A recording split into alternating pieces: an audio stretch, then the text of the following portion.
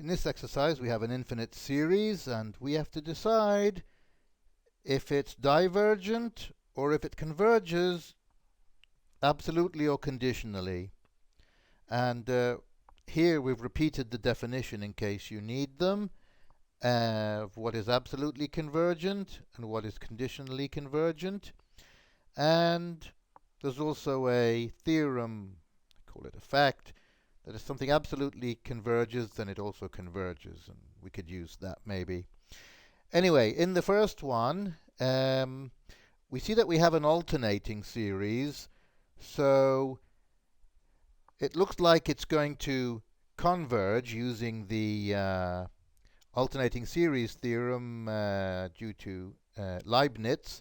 So with an alternating series, all I have to show is that if I take this as my an without the minus 1 part, if I take an to be 1 over square root of n plus 1, if I can show two things, that an is decreasing and that an goes to 0 as n goes to infinity, then this series will be convergent. And afterwards we can decide if it's absolute or conditional. So how do we do this? Well, each part is fairly straightforward. The an goes to 0.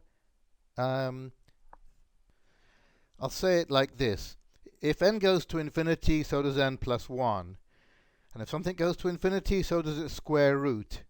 And if something goes to infinity, 1 over it goes to 0. Symbolically, I would write this as that this limit is 1 over the square root of infinity plus 1. And we sometimes, symbolically, we treat infinity like a number. So infinity plus 1 is infinity, square root of infinity is infinity, and 1 over infinity is 0.